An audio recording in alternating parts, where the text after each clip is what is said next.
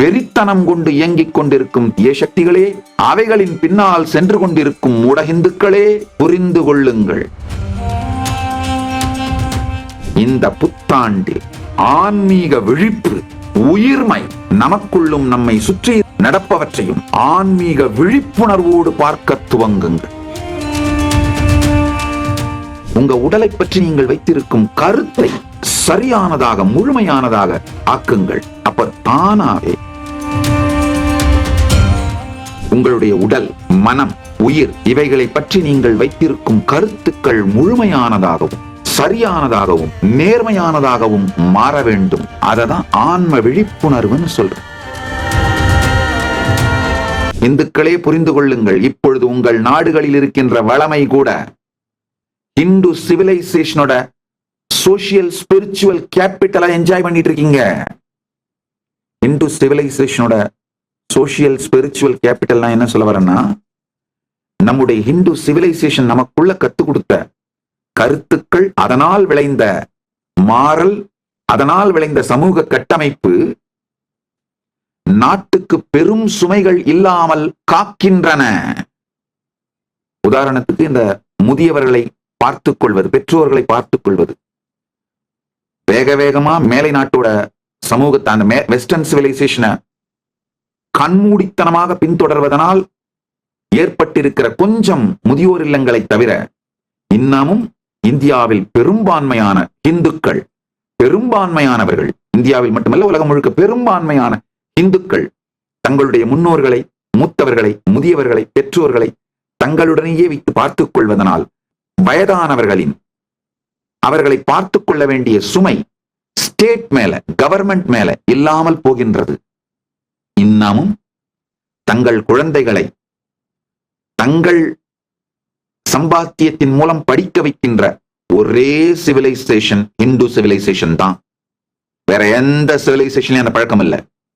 அது மட்டும் இல்ல, நம்ம சிவிலைசேஷன்ல பெரியவங்க என்னுடைய தலைமுறைக்கு நான் சேர்த்து வச்சுட்டேன்பா அப்படின்னு நினைச்சுதான் அவங்க முதுமையை வாழ்வாங்க.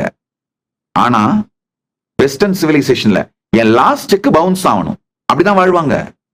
அவங்க லைஃப் ஸ்டைலே இப்படித்தான். நம்ம முன்னோர்கள் பாத்தீங்கன்னா, நம்ம பெரியவங்க பல கோடி சொத்து வீடு இருக்கும், ஆனா இன்னமும் டூ வீலர்ல போயிட்டு இருப்பாங்க, இல்ல வாடகைக்கு டாக்ஸி எடுத்துட்டு போவாங்க, சொந்த கார் கூட வச்சுக்க மாட்டாங்க. இதெல்லாம் நம்ம சிவிலைசேஷனோட social, cultural, spiritual capital.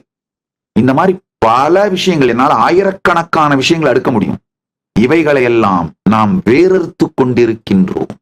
US population 347 million, அதுல பிரிசன்ல இருக்கிறது 1.8 மில்லியன். 0.52% பிரிசன்ல இருக்காங்க, இன்கார்சரேட்டட். 347 மில்லியன்ல 1.8 மில்லியன் அப்படின்னா 0.52% இன்கார்சரேட்டட், ஜெயில இருக்காங்க.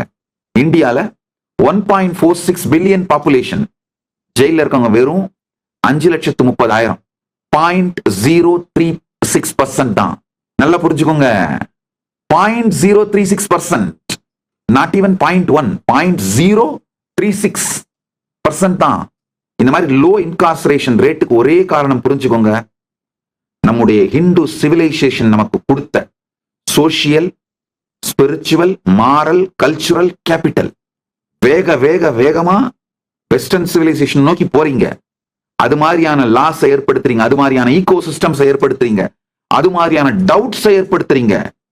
சொசைட்டி, ஒவ்வொரு மனிதனுக்கும் ஃபால்ஸ் பிராமிஸ் கொடுக்குறீங்க. கவர்மெண்டே உங்களை எண்ட் டு எண்ட் பாத்திர முடியும்னு முடியாது. குடும்பம் வேணும், லார்ஜ் ஜாயிண்ட் ஃபேமிலிஸ் வேணும், டைட் நிட் ஃபேமிலிஸ் வேணும், அதோட இணைந்து வாழ்வதுதான் சுதந்திரம்.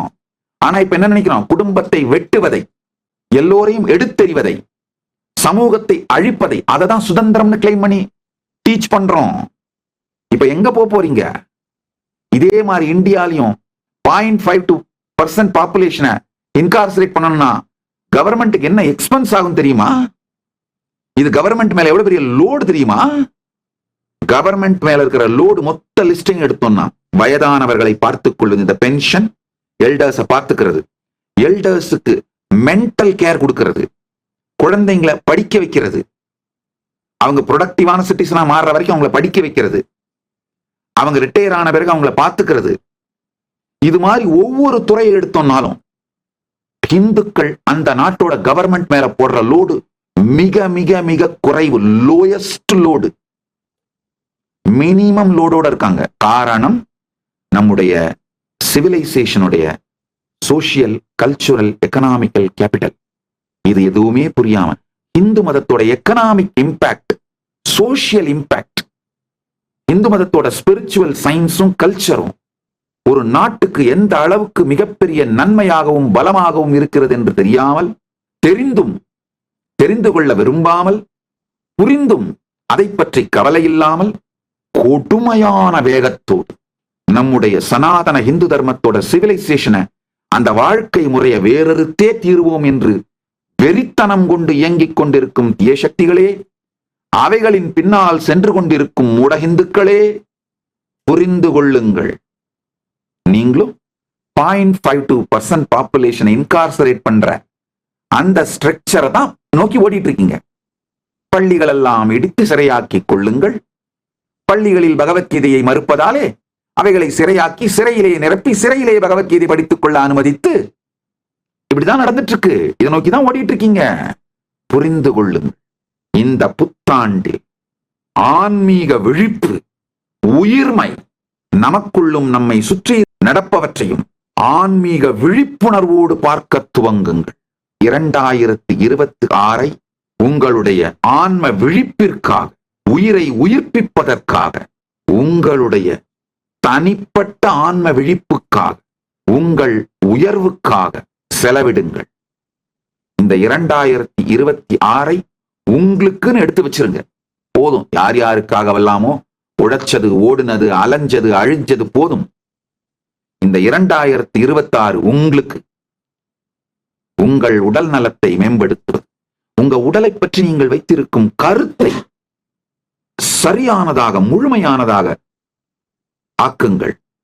அப்ப தானாவே உங்கள் உடலை பற்றி நீங்கள் வைத்திருக்கும் கருத்து முழுமையானதாக ஆனாலே, உங்களை அறியாமலேயே நீங்களே காலையில 4 மணிக்கு எந்திரிச்சு யோகா பண்ண வந்துருவீங்க. பிரம்ம முகூர்த்தத்துல தூங்கக்கூடாது. என்னுடைய பயாலஜிக்கல் கிளாக் பர்ஃபெக்டா வேலை செய்யணும். அதோட இணைந்து என்னுடைய உடம்பையும், உடம்பின் செயல்கள், வாழ்க்கை முறையை அலைன் பண்ணிக்கணும் அப்படின்னு கரெக்டா சனாதன இந்து தர்மத்தின் மரபு வாழ்க்கை முறைகளான பிரம்ம முகூர்த்தத்தில் யோகமும் பூஜையும் தியானமும், சூரியன் எழுந்த பிறகே உண்பது, சூரியன் சாய்ந்த பிறகு உண்பதில்லை, மாமிச உணவு நார்மல் உணவாக மாறக்கூடாது, உங்களுடைய உடல், மனம், உயிர் இவைகளை பற்றி நீங்கள் வைத்திருக்கும் கருத்துக்கள் முழுமையானதாகவும், சரியானதாகவும், நேர்மையானதாகவும் மாற வேண்டும். அததான் ஆன்ம விழிப்புணர்வுன்னு சொல்றேன். நீங்க உங்க வாழ்க்கையில வேற ஒன்னும் பெருசா சாதிக்க வேண்டியது இல்லைங்க. உங்க உடல், மனம், உயிர், வாழ்க்கை இவைகளை பற்றி வைத்திருக்கின்ற கருத்திலே தெளிவு வந்தால் மட்டும் போதும். தானாவே இந்த பிரபஞ்சத்தின் இயக்கம் தர்மத்தோடு இணைந்து உடலும் மனமும் உயிர்மையும் உச்சத்தில் இருக்கின்ற இனிமையான வாழ்க்கையை வாழ ஆரம்பிச்சிருவீங்க. வெறும் இந்த 28 நாள் மட்டும் எனக்கு கொடுங்க. எனக்கு கொடுங்கன்னா நான் உடனே உங்களை ஆசிரமத்துக்கு வந்துருங்கன்னா கூட கூப்பிடல. அப்படி வந்திருக்க முடிஞ்சா வாங்க. கைலாசா திருவண்ணாமலையோட கதவுகள் திறந்தே இருக்கின்றன. ஜனவரி 1ஆம் தேதியிலிருந்து 31ஆம் தேதி வரைக்கும் இலவசமாக பரமசிவ சேனை நிகழ்ச்சி நடக்குது.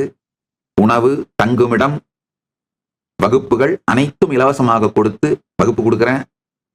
அது 5 லட்சம் ரூபாய் பெருமானுடைய ப்ரோக்ராம் இலவசமா கொடுக்குறேன். அது ஒரு பக்கம்.